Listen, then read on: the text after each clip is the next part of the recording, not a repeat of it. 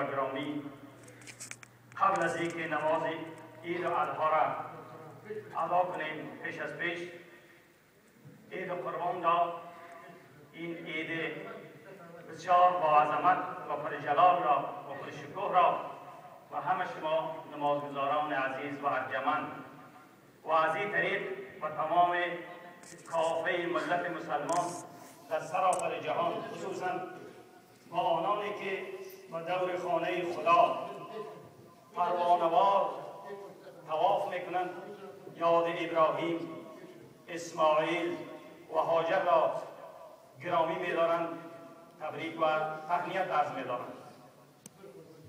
دوستان عزیز، نظر به قول پیامبر بزرگوار ما و شما حضرت محمد مصطفی صلوات الله علیه و سلم که فرمودند و به حق و جا و نیکو فرمودند که از برای هر قوم، هر نژاد، هر مذهب روزهای مشخص و پر افتخار است. هر قوم روزهایی دارند که با آنها میبالند و هر علتی که است میگن که این روز است که ما در روز باید خوشی کنیم، ما هویت خود را باید در آن باز بیابیم. مثلا روزهای کریسمس است در عالم مسیحیت، و یا تانکسگیوین است، و یا روزهای دیگه که در دنیای شرق غرب است. اما پیامبر بزرگوار ما گفت که روزهای دید است که ما هویت خدا و بزرگی خدا و جلال خدا و خوبی خدا ما در این روزها باز می‌یابیم. برادران عزیز و گرامی، روز عید زمان ما فلسفه و حکمتش هم میفهمیم، چه عید رمضان و چه عید قربان باشه که ما ماهیت ماه مبارک رمضان رو بفهمیم. ماه مبارک رمضان ماهی است که در عالم اسلام یک شور و هیجان، یک معنویت است که تمام عالم اسلام فرا میگیرد.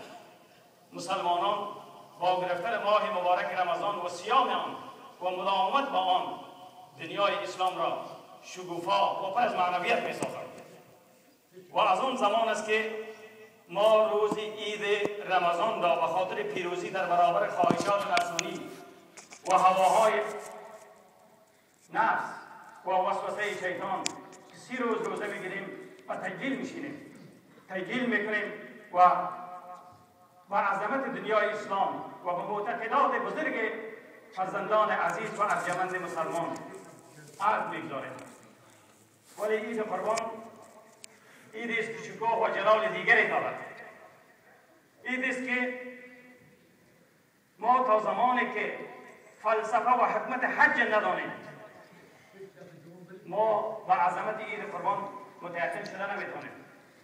ما من حیث مسلمان چه در افغانستان، چه در اروپا، چه در امریکا، چه در هر جایی که هستیم، رسالت اسلامی، ایمانی، وجدانی، اخلاقی و بشری خود داریم که ما روزهای بزرگ عید خدا و فلسفه عید برای نسل‌های آینده ما، بر اولادهای ما، بر خانواده‌های ما، چرا که حضرت رسول گرامی ما فرموده که کلکم راع و کلکم مسئول عن رعیته، هر کدام شما مسئول در برابر اولادهایتان و خانواده‌هایتان هستید.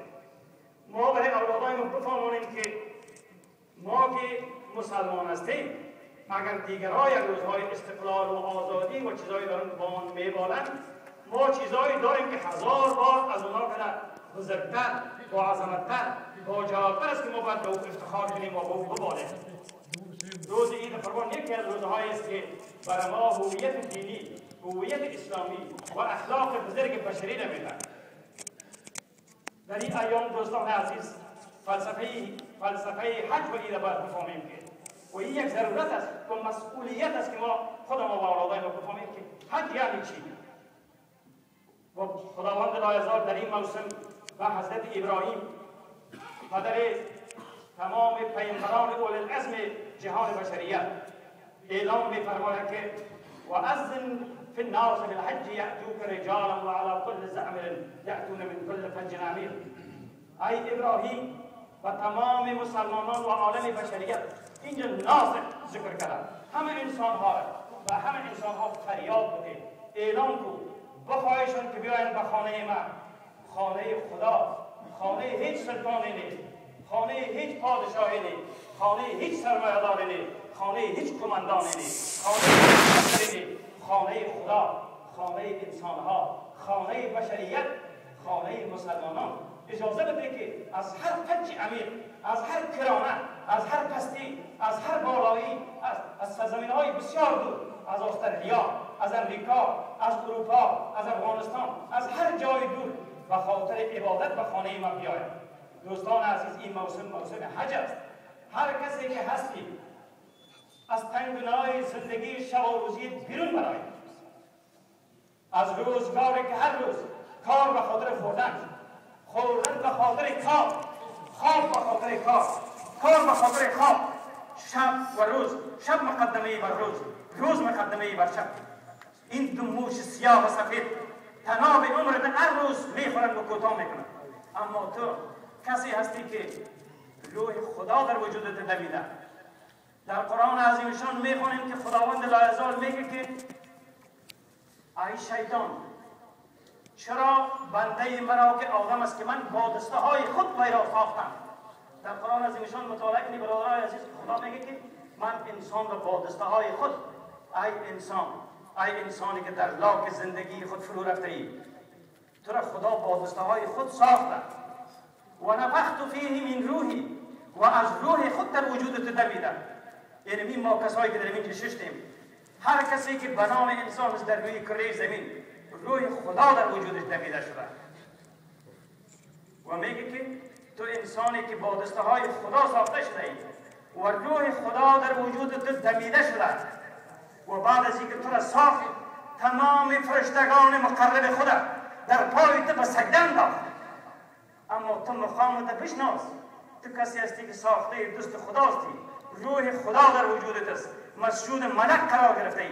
کارت تنها خوردن خواب کردن نیست، کارت تنها پول پیدا کردن نیست، به مقام و ثروت رسیدن نیست.